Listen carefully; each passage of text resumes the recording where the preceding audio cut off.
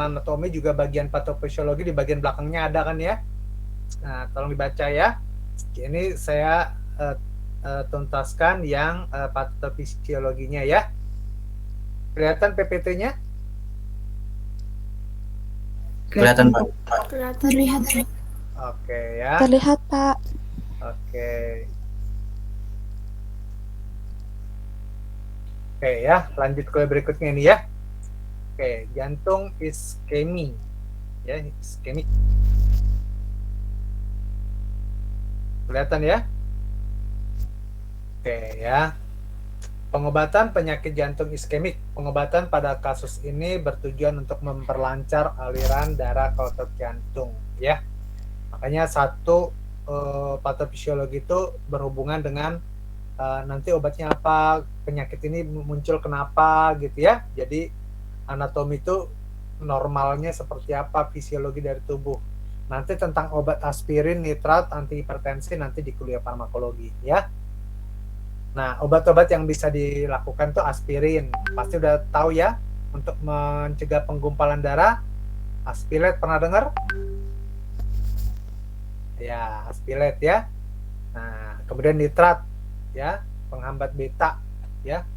Antagonis kalsium, ACE inhibitor. Nah, nanti ini di kuliah-kuliah farmakologi ya. Antihipertensi seperti ACE inhibitor. Captopril pernah dengar? Obat penurun kolesterol, buntutnya apa? Statin, simvastatin, rosuvastatin, pernah dengar? Nah, nanti belajar. Kenapa? Ya, jadi di farmakoterapi nanti kenapa obat ini pilihan pada kondisi pasien yang begini, gitu. Itu lebih tinggi lagi terus, ya. Nah, ya, jadi farmakologi itu dasarnya anatomi fisiologi. Tanpa ini bisa ngerti susah. Nah, kemudian penyakit jantung akibat tekanan darah tinggi. Awalnya darah tinggi, lama-lama jantungnya kan masalah. Ya, hipertensi kronis. Jadi kalau ada orang tekanan darahnya dibiarin, nggak awal-awal naik nggak ada gejala, ya, pasti lama-lama akan meningkatkan morbiditas penyakit-penyakit jantung yang lain. Ya. Nah, hipertensi yang tidak terkontrol menimbulkan gangguan serius di banyak organ, termasuk jantung, ya, otak, ginjal. Jadi tahu hipertensi nggak ditangani lama-lama orang bisa cuci darah, nah, ya, karena ginjal nggak berfungsi, bahkan ke otak kalau apa, perdarahan di otak, ya. Namun pembahasan di bab ini hanya tentang jantung ya, karena babnya tentang ginjal, otak itu nanti di bab yang lain ya. Nah, diagnosa penyakit jantung hipertensi didasarkan oleh adanya hipertrofi ventrikal kiri. Nah, jadi kalau dokter tahu, oh tekanan darah yang naik. Tekanan darahnya kenapa? Kalau udah lama-lama ini baru atau lama, pasti dilihat tuh jantungnya. Pasti ada pembesaran. Kemarin di kuliah kemarin udah saya jelasin apa itu atrium ventricle, anatomi fisiologinya udah. Ya, nah itu ventricle kirinya membesar, maka kalau ada rongsennya pasti kelihatan, ya.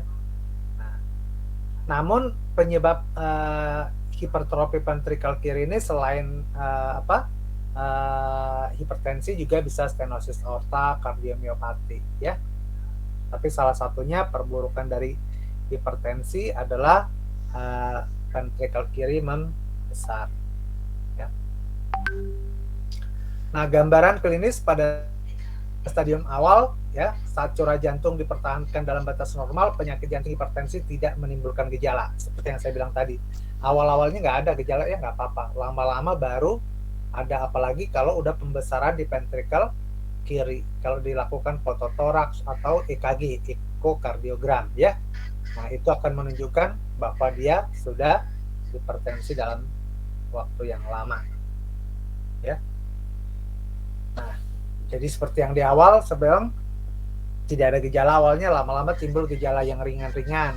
Nah, lama-lama baru sakit kepala, pusing, penglihatannya buram, ya, mual, telinga berdenging, kebingungan, detak jantung tak teratur, merasa lelah, nyeri dada, sulit bernapas, Bahkan bisa ada darah dalam urin kalau ada gangguan pembuluh darah, bleeding, ya. Nah, pertanyaannya, apakah semua ini muncul gejalanya pada pasien hipertensi? Tergantung berat ringannya, ya. Jadi awal-awal bisa tanpa ada gejala. Nah, ikut yang kuliah di sini udah ada yang hipertensi belum? Belum ya. Nah, makin meningkat usia, risiko hipertensi bagaimana? Meningkat? Ya. Nah, itu nanti di farmakoterapi lah, ya. Apa saja yang menyebabkan orang hipertensi, ya. Oke. Nah, kalau disebut penyakit hipertensi itu ada hipertensi primer, itu penyebabnya bisa ini, bisa itu, jadi belum jelas. Tapi kalau ada yang gangguan pembuluh darah udah jelas nih, karena ginjalnya udah rusak, ada gangguan sehingga tekanan darahnya naik.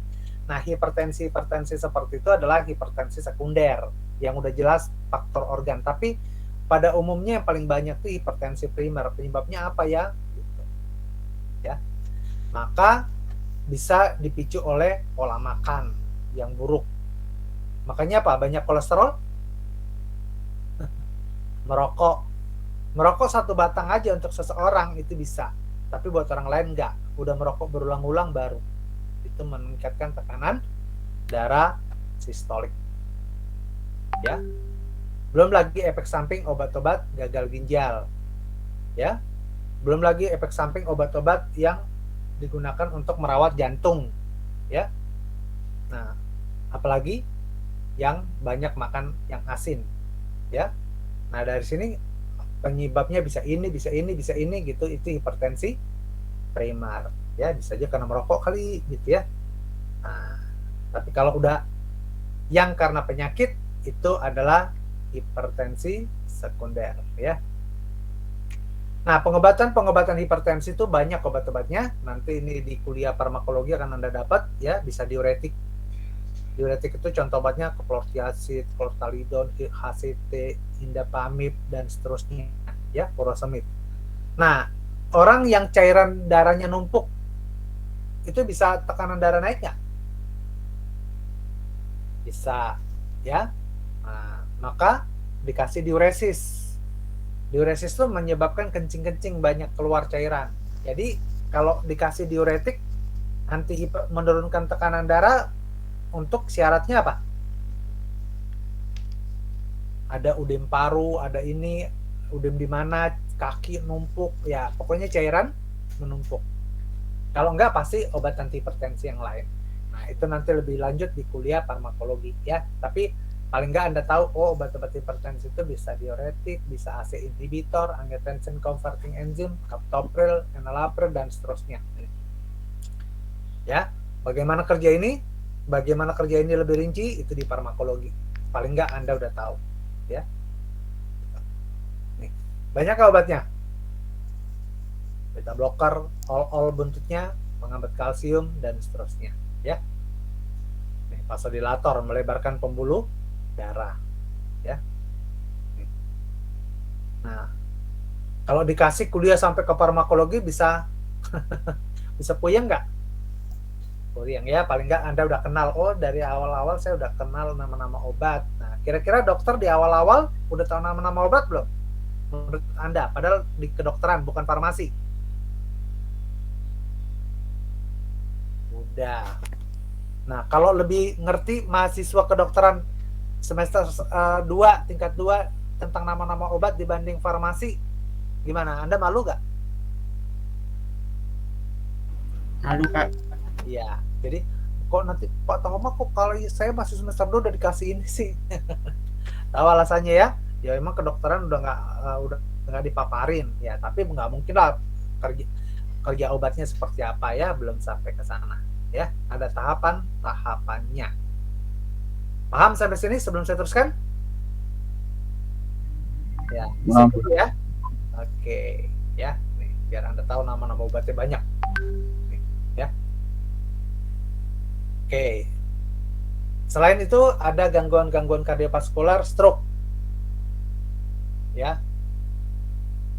Ya, gejalanya bisa berlangsung selama 24 jam atau lebih, ya, dapat menyebabkan kematian, Ya, penyebab umum adalah ya bisa di vaskular ya, selain vaskular ada juga ya. Nah, jadi hipertensi perburukannya bisa stroke gak? Bisa. Kolesterol bisa stroke gak? Ya, ya. Jadi ini adalah gangguan pada pembuluh darah ya. Nah, klasifikasi stroke ya. Stroke itu ada iskemik, ada hemoragik ya. Nah, berdasarkan patologi anatomi. Nah, kalau hemoragik artinya perdarahan intracerebral, perdarahan subarachnoid ya. Jadi pecah pembuluh darahnya. Bisa di sini, bisa di sini. Kalau iskemik artinya pembuluh darahnya ada hambatan. Dikenal dengan tipenya transient ischemic attack, thrombosis cerebri, emboli. Nah, kalau obat-obat yang stroke tipe iskemik nyumbat, maka dikasih obatnya kira-kira apa? Yang melebarkan pembuluh darah bisa. Yang supaya nggak menggumpal darah bisa nggak? Seperti tadi aspilet. Nah, tapi kalau yang hemoragik perdarahan dikasih obat yang supaya darah nggak menggumpal, makin berdarah-darah nggak itu? Nah, jadi nggak boleh asal-asalan ya. Kalau ada stroke, boleh nggak langsung tangani? Oh, bisa ini. Cari tahu dulu penyebabnya iskemik atau hemoragik. Nah, untuk memastikan ini periksanya apa? EKG. Nah, ya, macam-macam nih ya, yang canggih. Nah, jadi kalau ada stroke, penanganannya segera mungkin dikasih obat atau segera mungkin dibawa ke paskes. Segera ke fasilitas kesehatan untuk memastikan dia stroke apa. Nah, jadi kalau kepintaran kita orang farmasi udah ngasih ini, yang ada bukannya tertolong malah lewat ya. Malah kalau ini karena penggumpalan malah dikasih obatnya supaya nggak menggumpal. Kalau ini perdarahan dikasih obat yang nggak boleh menggumpal, boleh nggak? Makin berdarah ya. Yang ada kalau ini hemoragik, ikat saluran darahnya, tutup ya, operasi. Oke ya. Nah, berdasarkan stadium pertimbangan ya, ada transient ischemic attack, stroke in evolution ya, ada complete stroke ya. Nah, ini stroke yang masih kecil bisa sembuh dalam beberapa menit ya. Nah, ini kalau ada yang kok ada orang yang stroke bisa pulih, ada yang enggak ya, tergantung tingkat keparahannya ya. Tapi kalau udah progresif, perburukan memburuk dari waktu ke waktu, wah, apalagi complete stroke, pembuluh darah dan otak menyebabkan gangguan defisit kekurangan fungsi neurologis saraf ya. Nah, ini kira-kira bisa pulih atau bakal ada sisanya? Yang pernah lihat orang kakinya ditarik-tarik gitu ya, pasti dia bukan transient ischemic attack itu, pasti sudah complete stroke yang udah bahaya. Nah, pembuluh darahnya ada sistem karotis, ada vertebrobasilar, sirkulasi otak belakang yang kena ya. Tergantung di bagian, makanya saya bilang paling nggak orang farmasi tahu ya pembuluh darah yang mana. Nah, saya juga nggak bisa bedain ini sama ini. Ini adanya di kedokteran, ada prakteknya ya. Nah, kalau farmasi boleh nggak praktek ke manusia? Enggak. Paling tidak orang farmasi tahu ya, stroke itu banyak macamnya. Jangan bukan hanya stroke gitu ya. Stroke pecah pembuluh darah ada di orang, oh menggumpal gitu. Ya, 2 tipe itu ada. Ya. Dari tingkat beratnya yang ringan ada. Pernah stroke loh tapi set aja gitu. Ya ini dia. Ya. Nah, faktor risiko stroke adalah faktor yang memperbesar kemungkinan seseorang menderita stroke. Ada 2 kelompok. Kelompok pertama adalah faktor genetik ya. Nah, jadi ada orang yang secara genetisnya emang mudah ya. Nah, ada yang gaya hidup. Kalau genetis, kalau ada orang tuanya, keluarganya pernah dengan riwayat ini, perlu hati-hati nggak makan segala macam aktivitas olahraga badannya? Ya, ya seringkali loh sama ya dari orang tua kayak ini ya. Banyak penyakit-penyakit itu yang faktornya bisa turun, tapi dijelasin faktor gen yang mana gitu nggak gampang ya, karena bisa blur sama pola makan. Kalau papanya suka makan lemak, ibunya lemak juga, kira-kira anaknya gimana? Kalau apalagi serumah, kecuali beda rumah ya, yang satu merantau satu enggak. Nah, kalau ngumpul semuanya anak-anaknya bisa pola makannya sama, besar kemungkinan Bisa, Pak. iya. Bisa, Pak. Jadi dari situ nggak gampang ya, faktor gen apa pola hidup nih gitu ya, nggak gampang ya. Paling nggak kita tahu kedua faktor itu ada ya, yang harus dijaga ya. Jadi gaya hidup, pola makan, faktor genetis juga bisa, faktor risiko. Sama dengan orang yang gendut. Ada nggak orang yang makan sedikit aja gendut? Ada yang makan udah banyak nggak gendut-gendut? Ada nggak kayak gitu? Ada, Pak. Ada, Bu. Ada, Yang Pak. mempengaruhi itu apa? Metabolisme enzim bisa nggak? Yang satu cepat, yang satu enggak. Bisa kan? Nah, ya. Jadi biasanya yang gendut, orang tuanya gendut kah? Nah, kalau itu berarti gennya ada nggak tuh? Kalau mama papanya kurus, anaknya gendut, berarti gen atau pola makan? Pola makan. Nah, kalau makin banyak duitnya, kira-kira resiko gendutnya naik atau turun? Naik. Kalau makin makin hipertensi, makin stroke, makin besar peluangnya? Besar. Iya.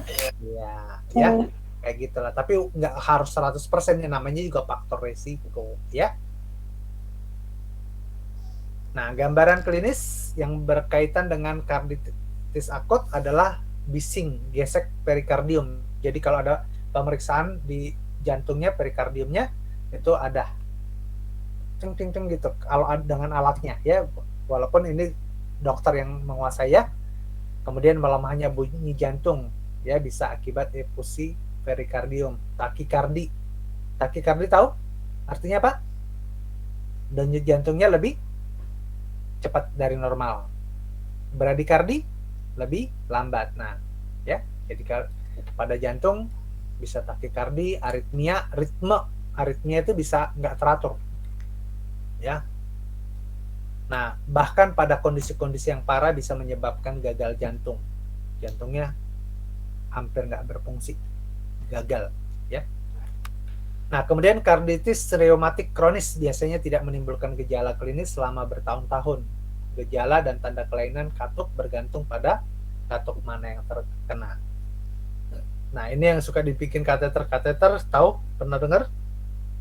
Yang kelainan di katup-katup? Awalnya bisa nggak ada gejala tuh, lama-lama baru kelihatan ya. Nah, jadi oke, saya lanjut ya. Oke, nih ya.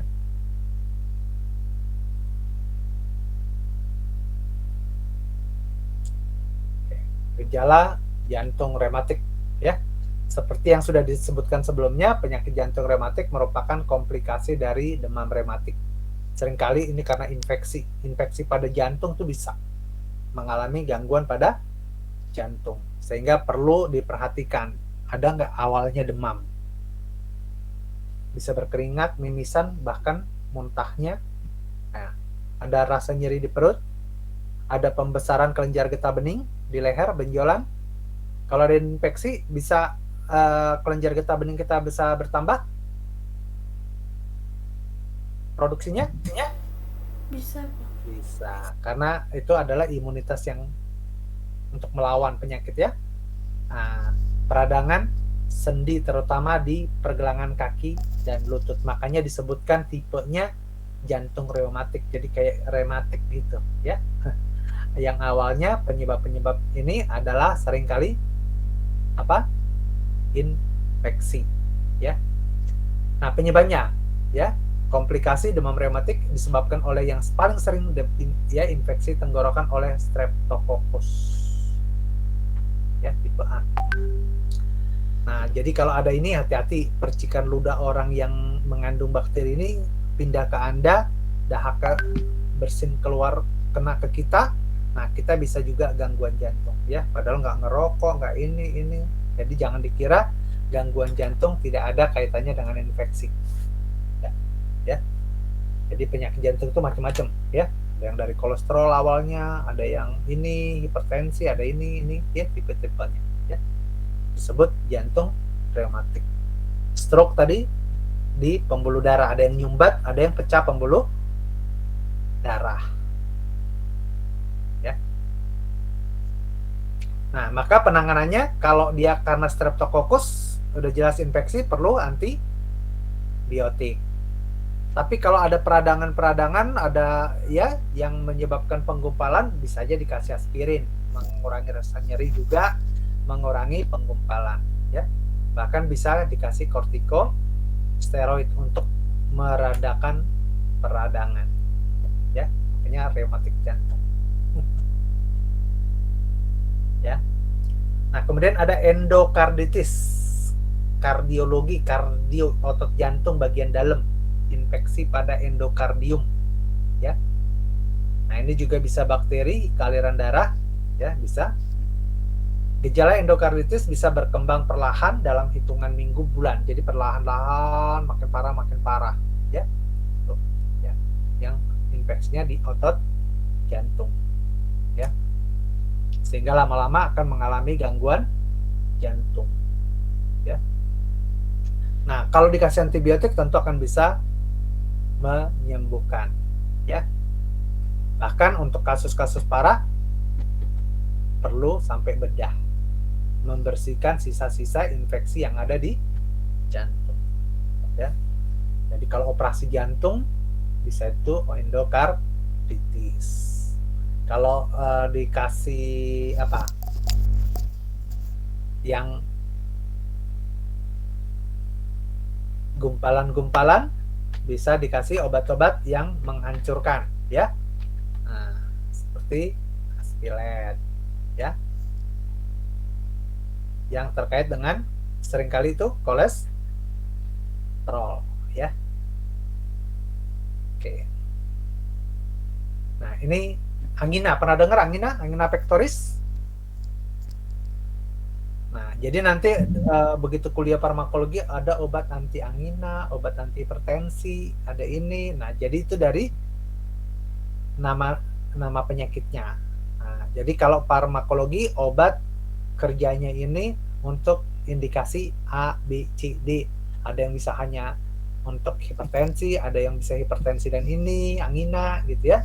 Nah, kalau farmakoterapi itu dari penyakitnya apa, penyebabnya apa, bisa digunakan obat apa dibalik ya. Nah, kalau ada kondisi gangguan ini, ibu hamil dengan ini, obat terbaiknya apa? Nah, itulah farmakoterapi ya.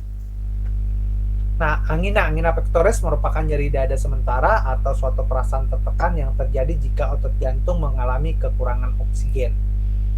Nah, jadi orang yang mengkonsumsi lemak banyak sehingga penggumpalan, lama-lama bisa mengalami angina nggak? Bisa ngalamin stroke nggak? Perburukannya juga bisa ya. Jadi awalnya sih kolesterol, tapi ke jantungnya bisa angina, aritmia, tergantung mana yang terjadi perburukan. Ketika suplai oksigen tidak mencukupi, itu disebut angina ya. Nah, jika arteri menyempit atau tersumbat seperti yang saya bilang tadi ya, nah itu akan menyebabkan aliran darah ke otot tidak memenuhi kebutuhan jantung, akan kebutuhan oksigen, maka bisa terjadi iskemia dan menyebabkan nyeri ya. Nah, biasanya angina merupakan akibat dari penyakit arteri koroner ya. Penyebab lainnya stenosis katup aorta ya, penyempitan katup, regurgitasi katup aorta, kebocoran, stenosis ya. Nah, ini penyebab-penyebab yang bisa ya. Kemudian spasme arterial, kontraksi sementara pada arteri yang terjadi secara tiba-tiba. Anemia yang berat. Anemia kenapa bisa menyebabkan angina? Anemia kekurangan darah ya. Fungsi darah apa? Ngikat oksigen nggak? Abi, ya kan? Jadi kalau kekurangan bisa, nah, ya, oke. Nah, tidak semua penderita iskemia ini mengalami angina. Iskemia yang tidak disertai dengan angina itu disebut silent iskemia, ya. Nah, kalau silent killer apa tuh namanya? Penyakit jantung juga ya, yang tiba-tiba membunuh ya. Nah, itu beda istilah silent killer sama silent iskemia ya. Kalau silent iskemi yang nggak ada tanda-tandanya. Tapi kalau disebut silent killer ya gangguan jantung tuh bisa tiba-tiba meninggal gitu ya. Apapun, mau angina, mau aritmia ya. Makanya disebut termasuk kelompok ini. Ya. Biasanya penderita merasakan angina sebagai rasa tertekan atau rasa sakit di bawah tulang dada. Nyeri juga dirasakan ya, bahu kiri, di lengan kiri. Jadi kalau ada di sini suka nyeri-nyeri, punggung, tenggorokan, rahang. Lengan kanan kadang-kadang yang paling sering ya bahu kiri ini itu adalah angina ya. Jadi kalau ada orang nggak merasa nyaman ya, punggungnya nggak enak, tangan kiri, bahu kiri itu sakit, itu adalah besar kemungkinan ada dia gangguan angina. Maka harus periksa. Yang memeriksa memastikan dokter apa apoteker? Dokter ya. Oke. Nah, arteri koroner, penyakit jantung koroner ya, ditandai dengan endapan lemak yang berkumpul di dalam sel ya. Endapan lemak ini biasanya diawali penyakitnya kolesterol. Oh, kolesterol awal-awal. Tapi kalau kolesterolnya di pembuluh yang ini tapi kalau udah terkait dengan jantung, maka jantung koroner, arteri koroner ya. Nah, maka jantung dan pembuluh darah nyatu apa dipisah? Nyatu. Makanya di rumah sakit ada bagian jantung dan pembuluh darah. Kalau dulu orang dikenalnya Rumah Sakit Jantung Harapan Kita. Sekarang Rumah Sakit Jantung dan Pembuluh Darah. Ya. Nah, di bagian-bagian di rumah sakit juga gitu, ya. Pembagian-pembagiannya. Nah, sebetulnya gangguan ini bisa semua ras, tetapi mana yang paling sering? Dibilang kulit putih lah, gitu. Nah, kalau di Indonesia yang lebih sering, kalau dibilang per provinsi, mana yang lebih sering? Nah, Sumatera Barat? Sumatera Utara? Mana lebih tinggi peluangnya dibanding Jawa Barat? Nah, biasanya pola makan ya, yang suka kolesterol. Oke, ya. Jadi biasanya pemicu-pemicunya adalah ya penyakit arteri koroner, diet kayak lemak, merokok, malas berolahraga. Nah, pencegahan yang bisa dilakukan kalau merokok, berhenti merokok. Ya, kalau ada hipertensi, menurunkan tekanan darah. Yang gemuk-gemuk, menurunkan berat badan dengan diet. Kemudian yang malas olahraga, ya mulai rajin. Ini untuk pencegahan, ya. Nah, ini yang udah saya jelaskan tadi ya, penyakit jantung banyak sekali macamnya. Para penderita juga seringkali terkena lebih dari satu gangguan. Ya hipertensi, ya kolesterol, ya angina, gitu ya. Nah, apa itu aterosklerosis? Seperti yang saya jelas tadi adalah penebalan dinding arteri sebelah dalam, ya.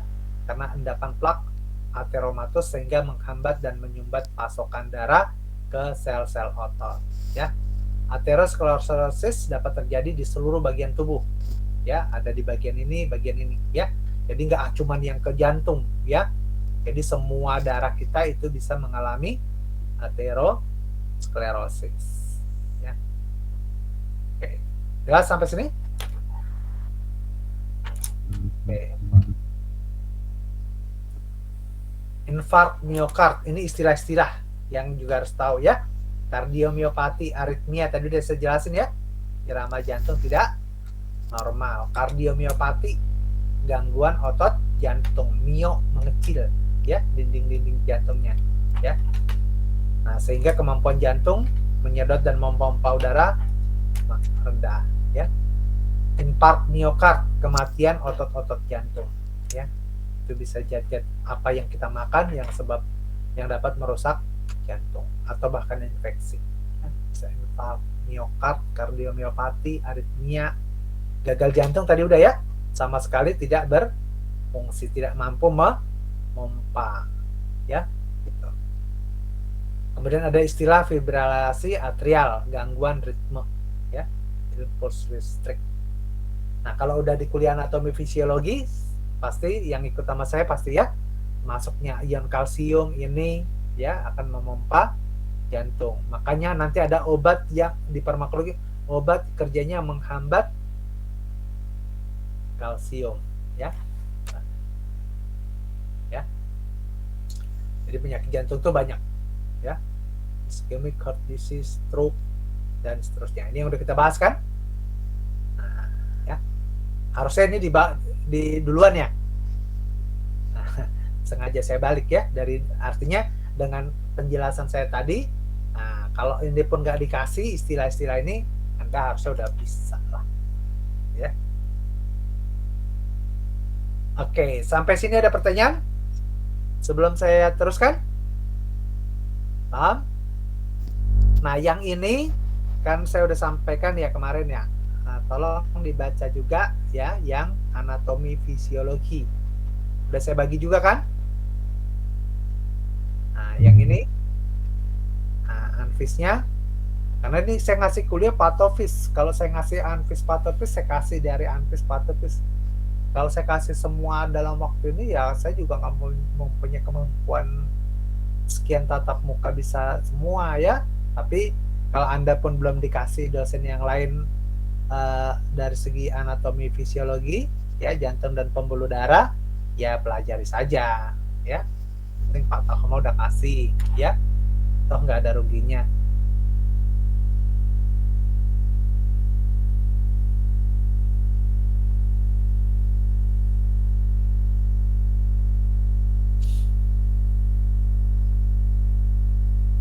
Kalau saya giniin yang kelihatan apa tulisannya? PPT-nya. Jantung dan pembuluh darah. Ini yang anatomi ya. Nah, ya, ini udah saya jelasin kemarin di awal ya. Ya. Jantung kanan, kiri ya. Nah, ini udah saya jelasin kan di awal tuh, ya. Karena kalau nggak saya jelasin ini apa itu penyakit kan nggak ya. Seperti yang saya bilang, apa sih penggumpalan darah ya. Nah, ya pembuluh darah ya, bukan hanya di jantung.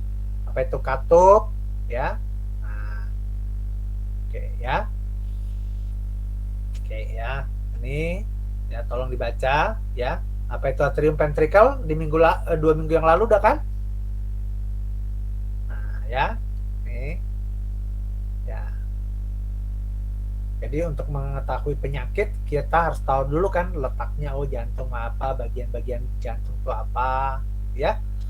Nah, ya, ini kaitan dengan anatomi potensial aksi otot ada perubahan potensial ya. Di anatomi juga udah saya jelasin ya. Nah, ini ya.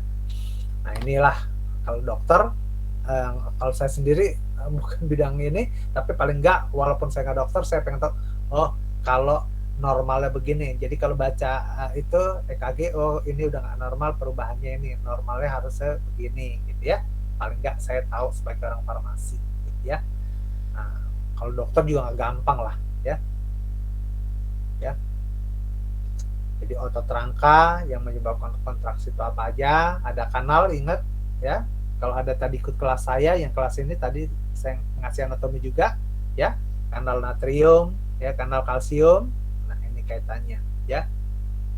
Hanya sebetulnya ya kalau dari awal, waduh, sistem saraf ya.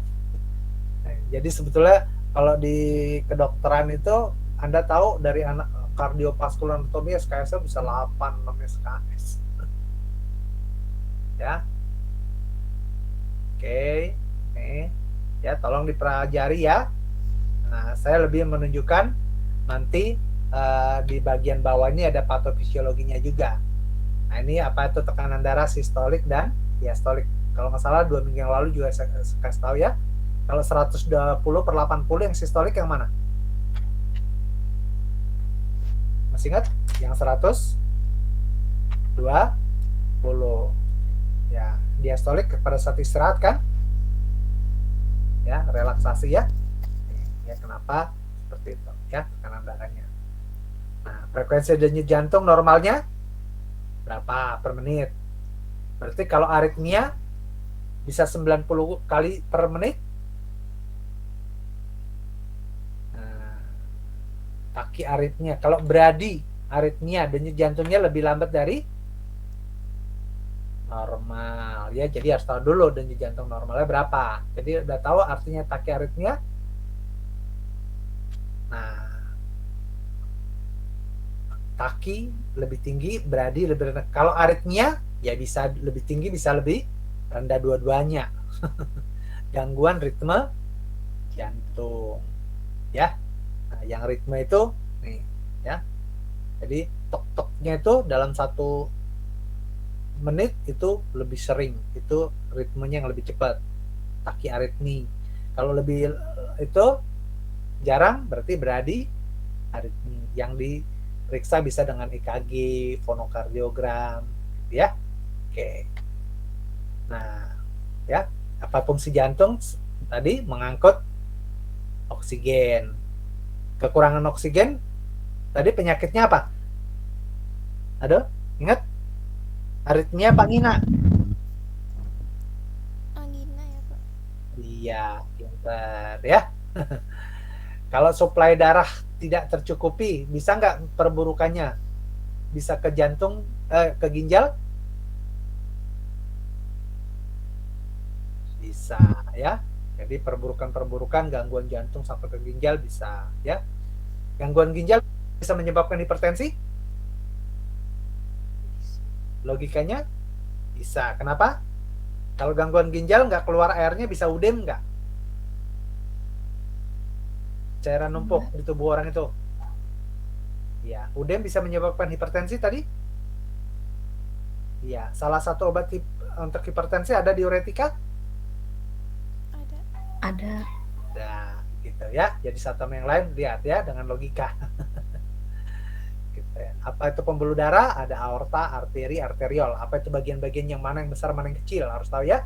Aorta itu besar, kalau arteriol lebih kecil. Bawa oksigen, arteriol itu apa? Ya. Nih, ya. Tolong dibaca, kapiler, ya. Venula, vena, menuju jantung yang mana? Dari jantung yang mana? Ya, udah saya jelasin kan 2 minggu yang lalu ya. Vena membawa darah yang kurang oksigen untuk kembali ke jantung, kecuali vena pulmonalis yang paru ya, yang berisi oksigen ya. Maka ada intravena, berarti obatnya menuju jantung ya. Bedanya arteri vena dari pembuluh darah ini silakan ya. Ya. Oke, jadi sirkulasi darah ada 2 dibagi ya. Inilah yang saya jelasin tadi, jenis-jenis gangguan jantung dan pembuluh darah. Kalau ini udah patofisiologinya ini, udah penyakit? Iya, ya, dari aterosklerosis. Nah, jadi lebih lengkap di sini kan, dibanding yang PPT yang satu lagi, bisa karena endapan kolesterol, trigliserid.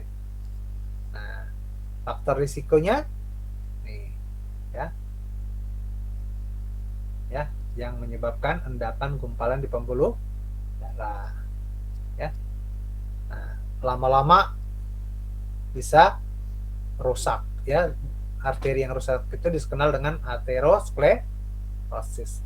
Bermula ketika sel darah putih yang disebut monosit pindah dari aliran darah ke dalam dinding arteri dan diubah menjadi sel-sel yang mengumpulkan bahan lemak dan menyebabkan bercak penebalan di dalam lapisan. Menebal lama-lama nggak lentur lagi, bisa pecah. Kalau udah pecah pembuluh darahnya, penyakitnya apa namanya tadi? Angina apa stroke?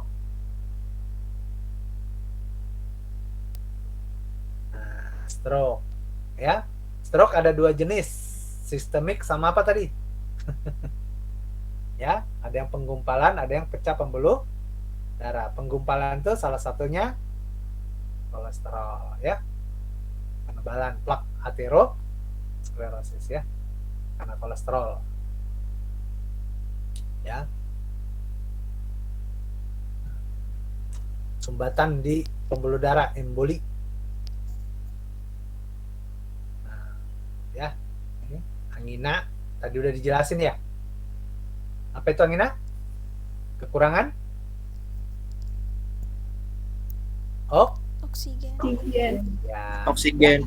Nih cirinya tadi, gambarnya ada nyeri pada dada tadi kan, tangan kiri ya, sama lah ya. Nah, disebut ini tadi udah 120 itu apa? Nah, 80 disebut hipertensi lebih dari 140 per.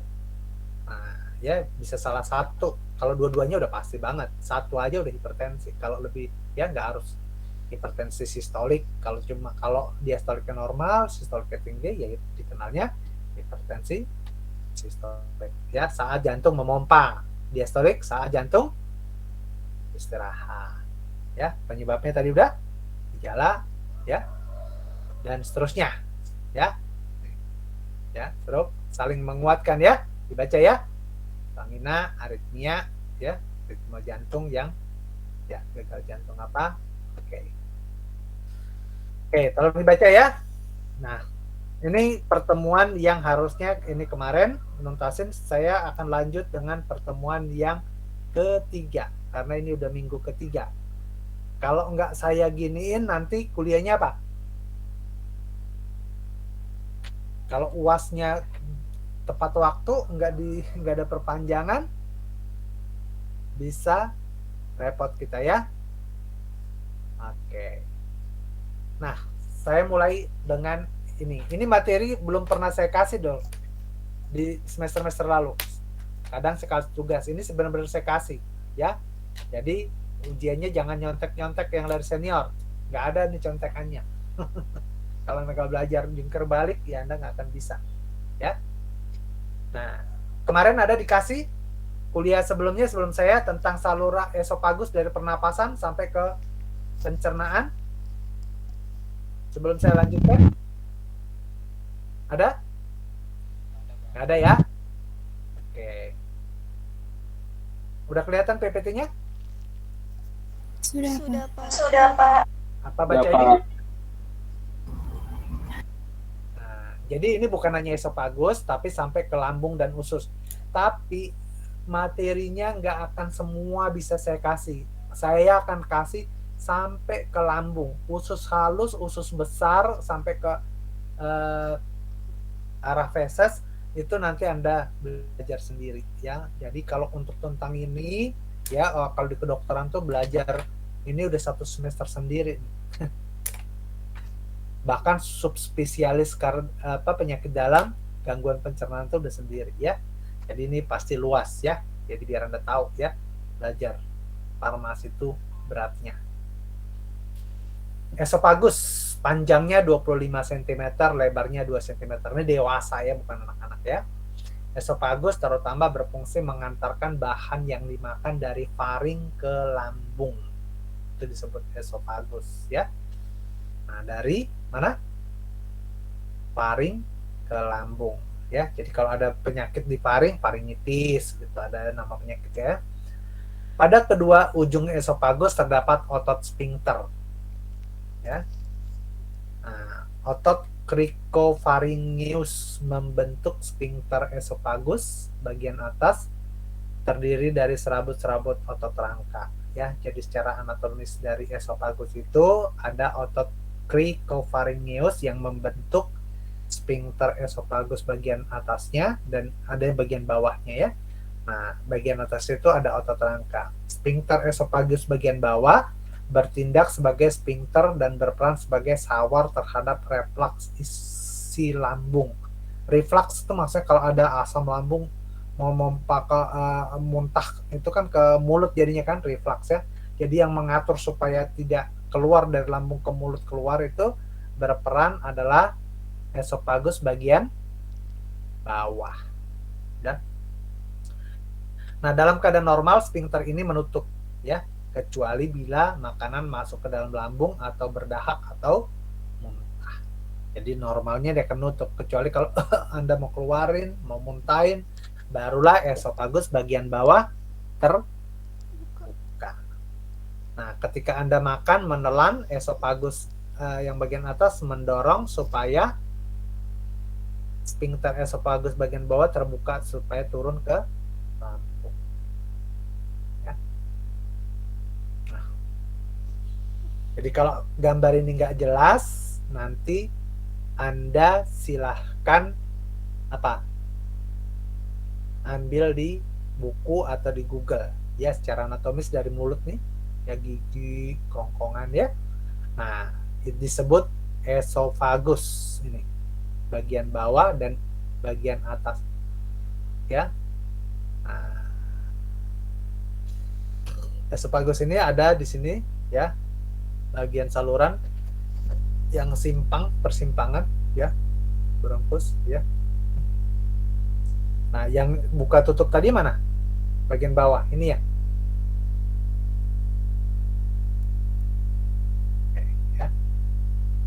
Ini otot cricopharyngeus itu membentuk sphincter bagian mana?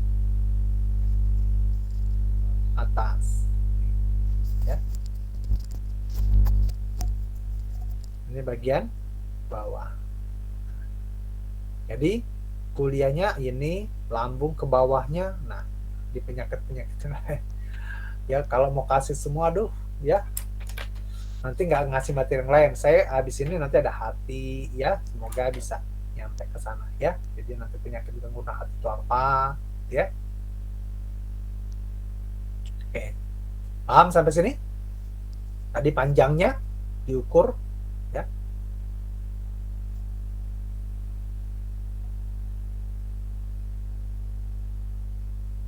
Kalau ini 15, 10, 15, 40 kurang 15 berapa? 25 ya. Ya, panjangnya kira-kira segitulah.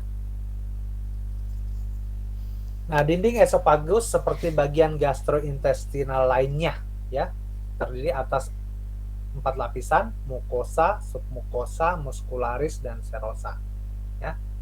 Jadi ini kalau lapisannya ada 4 lapis nih, dari paling luar sampai ke dalam ya, 4 lapisan. Mukosa esofagus dalam keadaan normal pH-nya alkali, basa, tidak tahan terhadap isi lambung yang sangat asam. Jadi di sini pH-nya basa. Kalau di sini di lambung pH-nya apa? Asam atau basa nih? Asam. Asam. Nah, jadi ini tahan nggak di sini sama asam? Enggak. Anda pernah muntah? Kalau pernah muntah pasti asam lambungnya bisa naik ke sini. Apalagi yang mah gitu, coba tanya tuh orang tuanya atau siapa. Kira-kira sakit nggak di tenggorokannya esofagusnya nih dengan naiknya asam ke sini? Sakit Pak. Ya.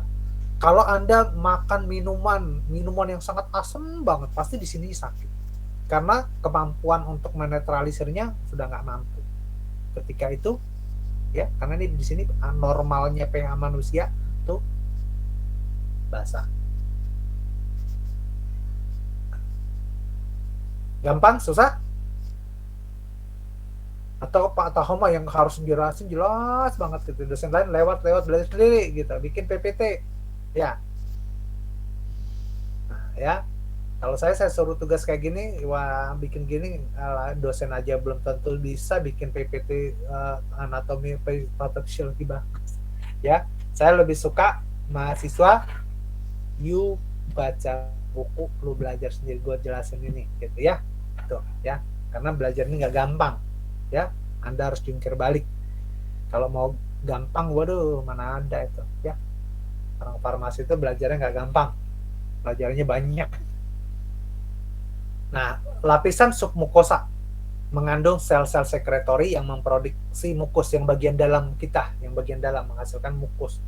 Mukus ini mempermudah jalannya makanan sewaktu menelan dan melindungi mukosa dari cedera akibat zat kimia. Ya, itulah fungsi dari lapisan submukosa. mukosa yang mengandung sel-sel sekretory. Nah, jadi ketika orang akan gangguan sel-sel sekretory ini mukosanya terganggu, maka orang tersebut kira-kira menelannya gampang atau jadi susah tuh? Susah. Kalau ada masalah berarti gangguannya di esofagus. Kalau gangguan menelan, logikanya gitu. Nah, kalau dilihat dari sini, gampangan jadi apoteker atau dokter? Kalau apoteker, obat ini mempengaruhi apa, puyeng nggak? Kalau dokter, oh gangguan ini, oh ini penyakitnya ini, gitu. Nah, kira-kira lebih gampang mana, jadi apoteker apa dokter? Nah, ya, jelas kan? Nah, jadi dokter itu ilmunya harus jelas nggak? Harus jelas, Pak. Kalau apoteker? Harus jelas juga. Harus jelas juga. Jadi kalau nggak jelas belajar ini, ekonomi belajar ini jadi nggak jelas ya, segala macam. Jadi Anda mau jelas apa enggak? Nah, nanti saranin tuh ke pengelolanya. Saya mau belajar farmasi, farma. Kalau udah di luar farma itu bidangnya orang ekonomi, bidangnya orang kesehatan masyarakat ya. Bahkan sampai sekarang skripsi banyak kan orang tentang public health. Waduh. Ya, moga-moga generasi ini bisa berubah ya. Anda mau jadi apoteker atau jadi sarjana kesehatan masyarakat? Apoteker, Pak. Anda mau jadi apoteker atau jadi sarjana biologi? Apoteker. Nah, jadi ilmunya jelas kan? Anda ngambil studi farmasi. Farma itu artinya obat, farma. Ya, kalau di luar negeri namanya farmasis. Indonesia apoteker, sisa dari Belanda itu. Di luar negeri hanya dia Belanda yang ada apoteker ya. Di luar negeri farmasis namanya. Oke.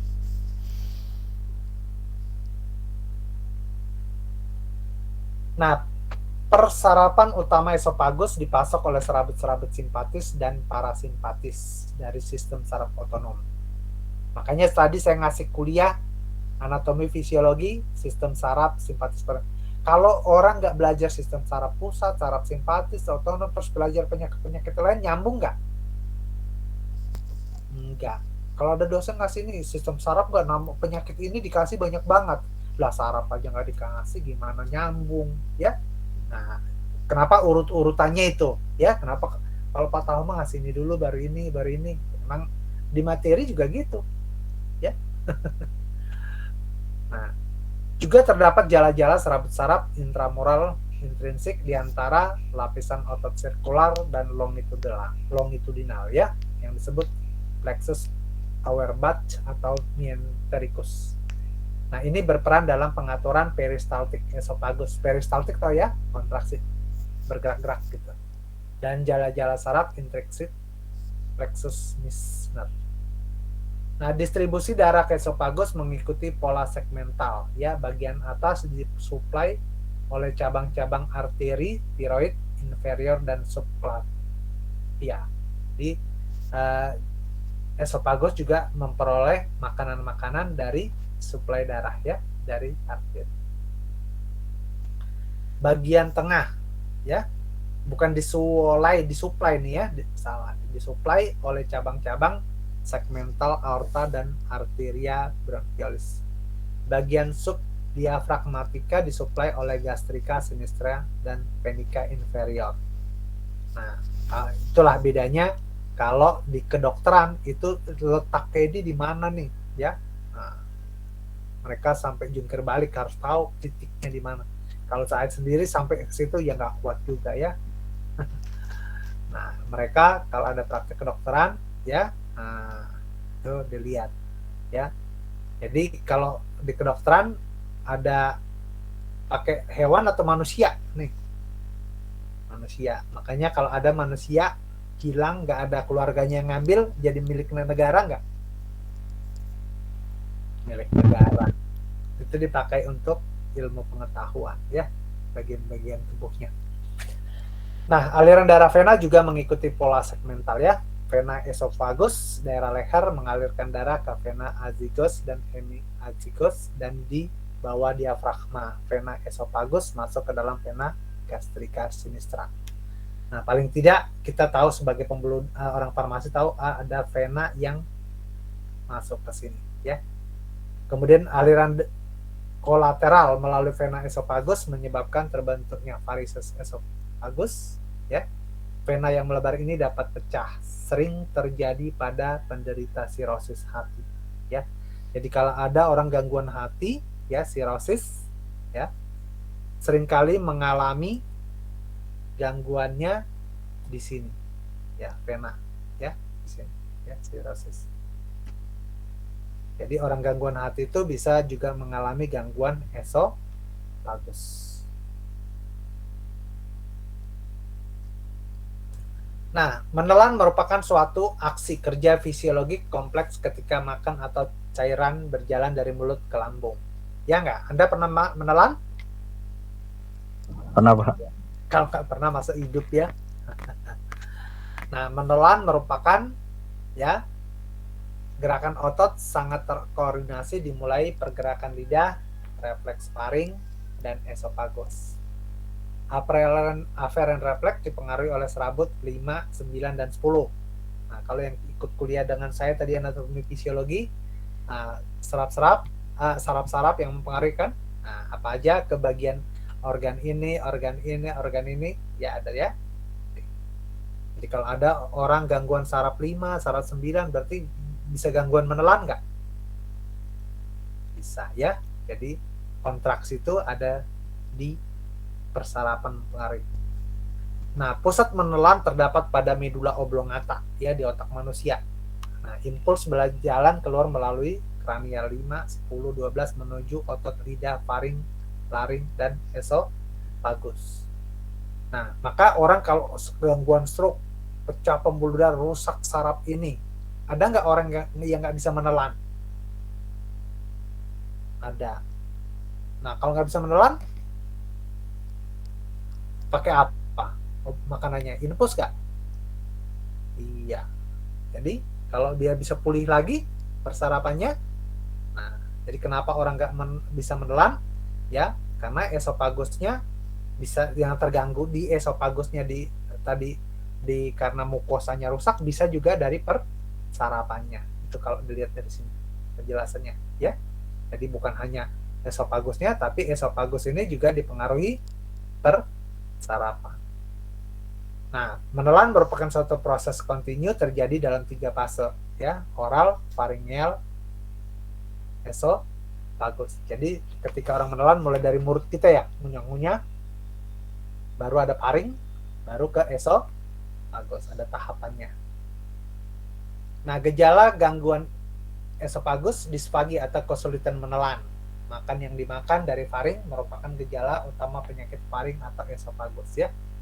Jadi kalau ada masalah-masalah susah menelan dirasakan di sini. Kemudian disfagi non esofagus disebabkan oleh penyakit otot atau neurologis saraf tadi, ya, perangsangan saraf nggak ada, ya, atau di ototnya.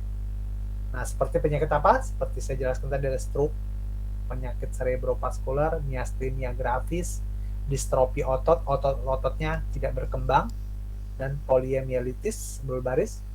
Keadaan ini memicu tersedak saat makan, minum, ya. Ada nggak orang yang gampang tersedak, ya? Makin tua bisa nggak?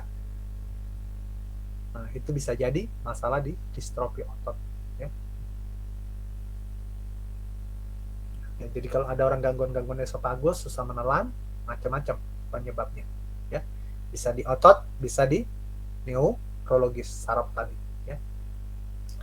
Nah, disfagi esofagial, ya, di esofagus mungkin bersifat obstruktif dan disebabkan oleh motorik. Penyebab obstruksi disfagi, ya, strictura esofagus dan tumor-tumor ekstrinsik atau intrinsik, ya, esofagus yang menyebabkan penyempitan lumen.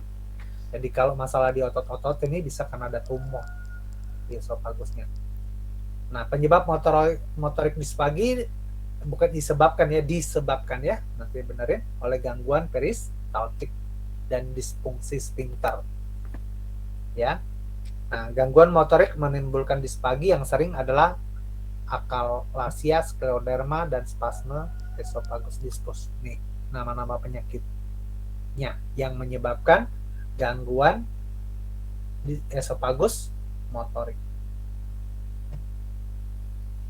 Nah, seperti yang saya bilang tadi, gangguan hati ya, nyeri ulu hati, pirosis adalah gejala esophagus ya, esophagus yang sering terjadi ditandai sensasi panas terbakar, dapat disebabkan oleh reflux asam lambung atau sekret empedu ke dalam esophagus bagian bawah. Nyeri ulu hati sering terjadi selama kehamilan. Orang hamil pernah tersedak muntah-muntah, nyeri ulu hatinya?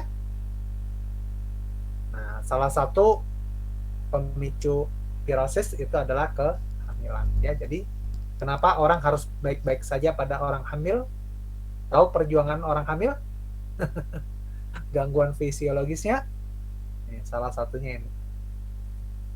Nah, makanya jangan sampai terpicu dengan yang lain ya. Kemudian odinofagi, nyeri telan, dapat terjadi bersama dengan dispagi ya, disebabkan oleh spasme ini ya. Kemudian regurgitasi ya, aliran balik isi lambung ke dalam rongga mulut ya. Nah, jadi harusnya dari mulut ke lambung, ini kebalik ya. Nah, bedanya dengan muntah ya, regurgitasi tidak membutuhkan tenaga dan tidak disertai mual ya. Jadi tidak ada tanda-tandanya ya. Beda sama mual muntah. Berapa titik lagi nih nyambung? Banyak juga ya. Saya targetin sampai sini baru lanjut kuliah. Oke, saya terusin ya.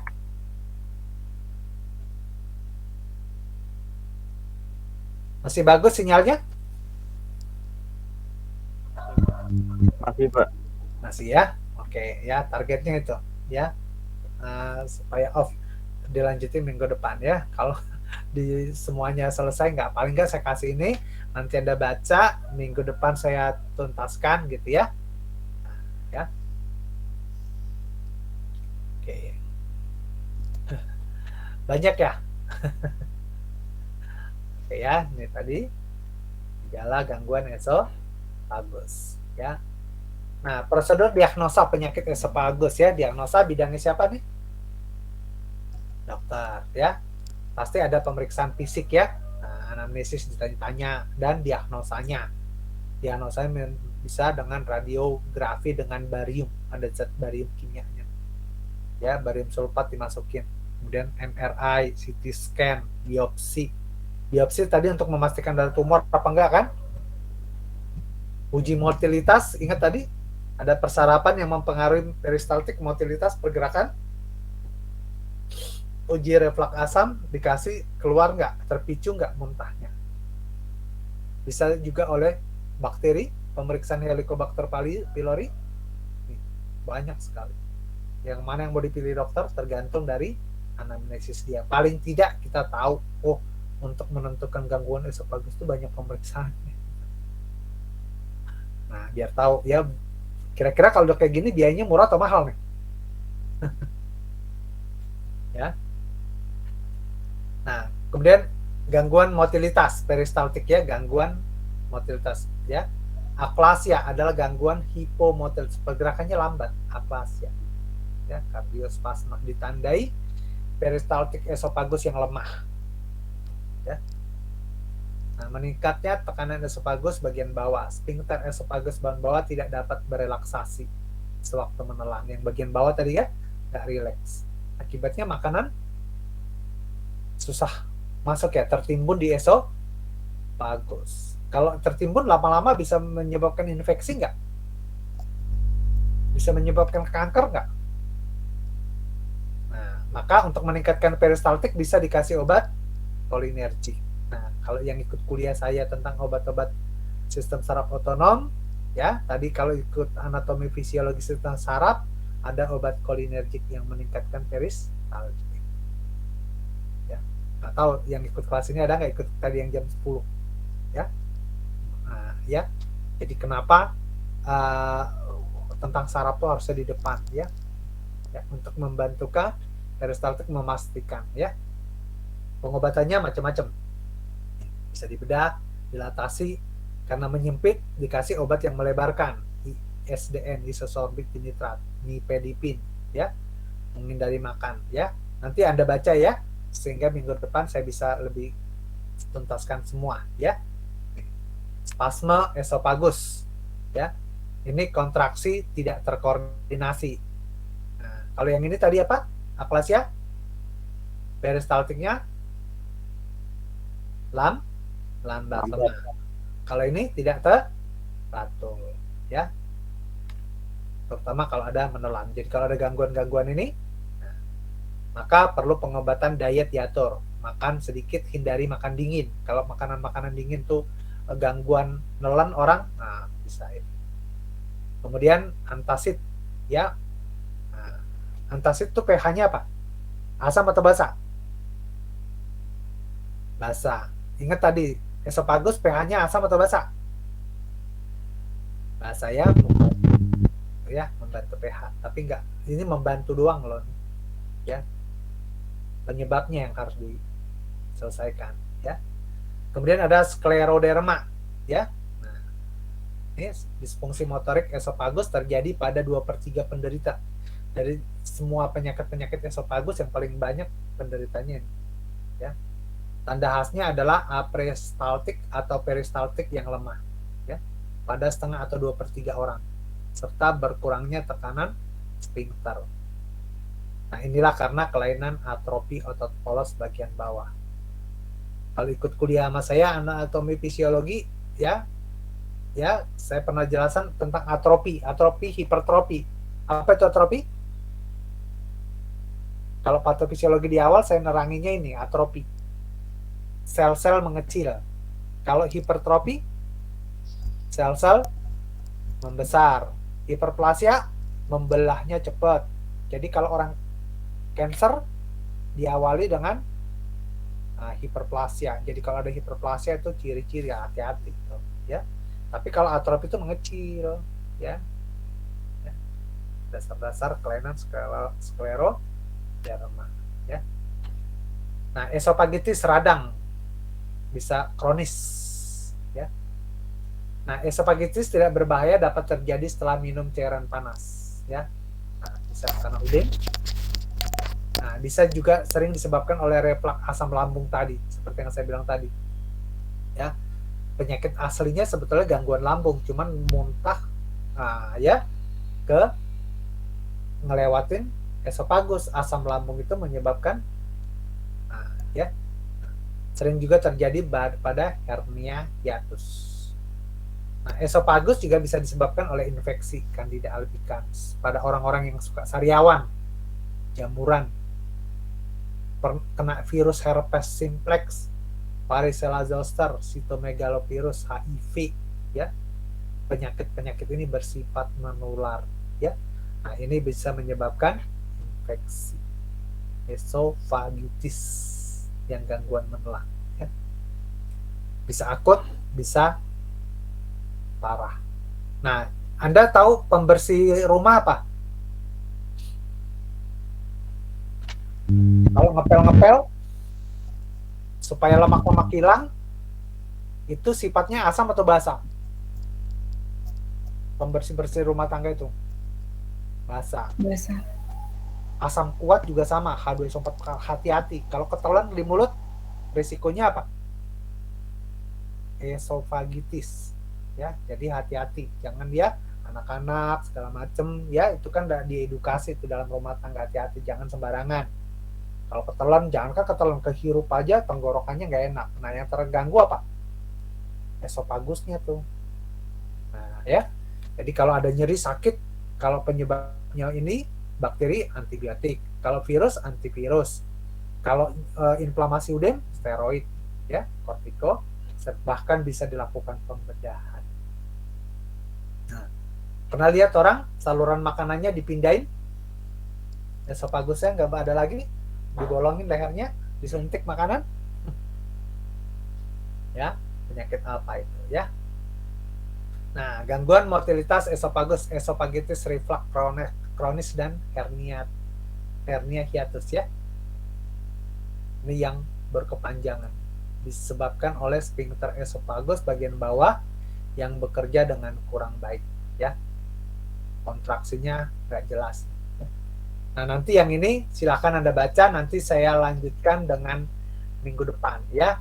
Nah, jadi gangguan-gangguan ini dari hernia bisa sampai terakhirnya tumor. Tapi tentang tumor ya tidak akan saya bahas banyak di sini. Yang penting bahwa Anda tahu gangguan infeksi ini bisa menyebabkan perburukannya tumor. Tumor itu ada bab sendiri tentang tumor. Tapi di patofisiologi ini saya nggak yakin bisa kebahas sama enggak ya. Tapi kalau di kuliah yang lain, semoga nanti kuliah farmakologi obat tumor nanti ada patofisiologinya di situ ya. Tumor itu bisa macam-macam ya, bisa di paru, bisa di ini, tapi intinya bisa di mana-mana karena ada kelainan pada sel ya. Jadi esofagus bisa lama-lama tumor ya. Nah, ya apa itu hernia ya? Esofagitus hernia tolong dibaca nih ya, ada dua jenis bentuk ya. Ya. Oke, saya kira itu dulu. Minggu depan akan saya teruskan. Ya, yang minggu depannya Anda lihat nih, itu bagiannya sudah ganti topik ke lambung. Ya, nih, gangguan lambung dan duodenum. Ingat, yang ada hanya nih usus yang lebih bawah lagi kayaknya nggak sempet ya. Apa itu anatomi lambung? Tolong dibaca ya. Nih. Ya. Gambarnya belum bisa saya tempelin nih. Kemarin laptopnya masih ini ya. Ini gambar lambung, sebetulnya persarapan lambung ya, moga-moga nanti bisa gampang lah ya. Sekresi lambung ya, diagnosa mual muntah, gastritis ya, lupus peptik.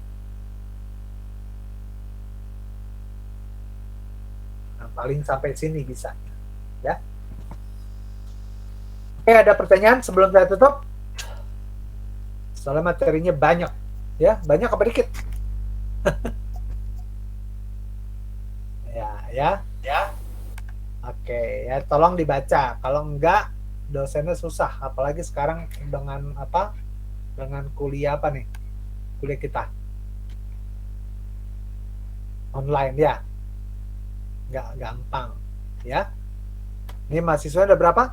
50 berapa nih? 53 sama saya. Nah, ya.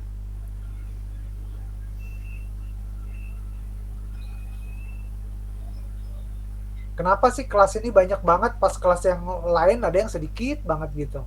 Nggak sama, ada yang cuma berapa orang. Ini ngambilnya janjian atau gimana sih? Ada yang kelasnya sampai banyak banget ya. Nah, kalau Cindy Nurvitasari itu tinggalnya di mana? Ya Pak. Di mana? Bengkulu. Di mana? Di Bengkulu Pak. Oh, Bengkulu. Jauh apa dekat tuh sama Jakarta? Jauh Pak. Oke, di Bengkulu ya. Nah, apalagi kalau nanti kalau susah dapat buku-buku, lihatlah di sana ya, di buku-buku di kedokteran. Banyak kan anatomi fisiologi itu ya. Nah, kalau Bintang Al-Mustajab, di mana tinggal? Bintang? Bengkulu, Pak. Bengkulu juga. Iya. Oke. Janjian nih kuliahnya? Enggak, Pak. Enggak kenal Cindy. Nggak kenal. Ini lanjut dari D3 atau dari SMU SMK? Iya, Pak. Dari D3. D3 ya. Nah, kalau yang dari D3 sebetulnya sudah lumayan ya. Pasti anatomi-anatominya udah ya. Soal serinci apa itu yang saya nggak tahu ya. Nah, ya. Atau jangan-jangan lebih susah waktu kuliah di D3, lebih rinci atau lebih ribet yang ini? Mana yang lebih susah waktu belajar anatomi? Nah, waktu di D3 masih dijelaskan umum-umum aja kan? Bagian-bagiannya kan? Iya, Pak. Ada sampai esofagus rinci kayak gini? Lambung? Belum. Nah, kadang-kadang gitu dikasih bagian-bagian, padahal waktu bagian-bagian di SMA SMK juga ada kan? Ya. Nah. Eka Rianti di mana tinggal? Depok, Pak. Oh, Depok. Pasti udah tahu ISTN. Dari SMU, SMK, Eka? SMK. SMK di mana? SMK Sari Parma. Oh, kok bisa masuk farmasi? Siapa yang maksain dulu? Ngikut Mbak. Apa? Mbaknya udah masuk di farmasi juga? Iya. Oh, kirain dipaksain bapak mamanya. Dipaksain juga? Enggak, Pak. Oh, enggak ya. Kalau Gita Anura tinggal di mana? Di Depok, Pak. Oh, Depok juga. Dari mana? Kuliahnya SMK, D3? SMA? SMA, Pak. SMA mana? Sejahtera. Sejahtera. Frizalda. Tadi udah panggil belum? Ya Pak, Dari mana? Di mana tinggal? di Bengkulu Pak. Oh, Bengkulu. Wih, banyak sekali nih grup Bengkulu. Dari D3 juga? Iya Pak. Oke. Melisa Rahmasari. Di mana tinggal?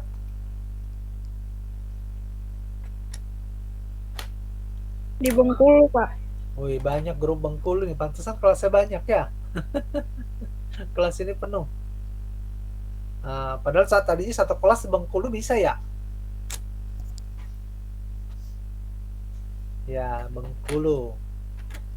Putri Adelia, Iya, Pak. di mana tinggal? Di Lampung. Lampung. Wah, enak dong ya. Ada daerah wisata. Apa di Lampung? Banyak, Pak. Oh, banyak. Ya. Oh, nanti berarti bisa bawa saya muter-muter. Putri Andriani, Iya Pak, di mana? di Cilengsi Pak, Oh, Cilengsi. Cilengsinya Iya. di mana tuh? Cilengsi Bogor. Cilengsi. Iya, Di seberangnya Cibinong dibatasi sama jalan tol. Oke, ya. Oke ya, jadi semuanya tolong ya.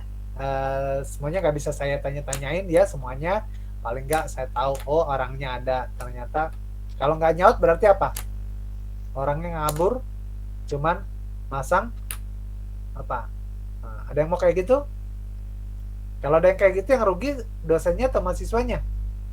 Mahasiswanya Pak. Siswanya Pak. Nah, udah nggak zaman sekarang ya, bohong-bohongan tuh udah nggak zaman ya. Nah, berbuatlah belajar yang terbaik ya, karena yang bayar kuliah mahasiswa, yang harus dapat ilmu ya mahasiswa lah ya. Jadi kalau ibaratnya kuliah itu gini, Anda kalau beli jeans 12, kalau anggaplah satunya 200.000 lah gitu. Kalau 12 berapa? 2.400.000. Kalau Anda dikasih 10 jeans mau nggak?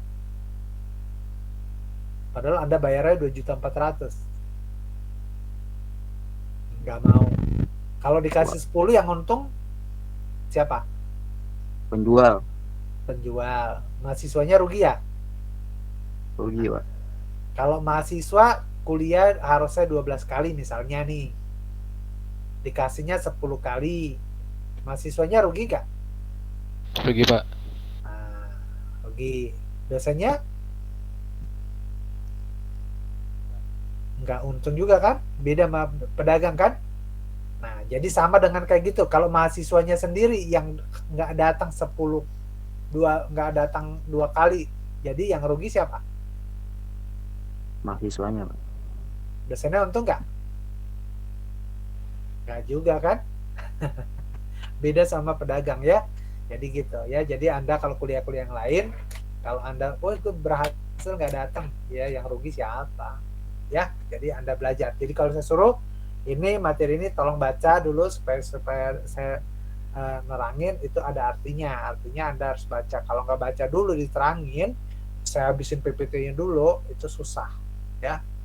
Nah, beda kalau ada tatap muka, saya lihat raut wajahnya dia ngerti apa enggak. Nah, kalau ini kan kalau di linknya saya lihatin wajah keaktifan semua, wah bisa akhirnya nggak nerangin ya. Beda sama offline sama online ya. Oke, saya kira itu cukup ya. Oke.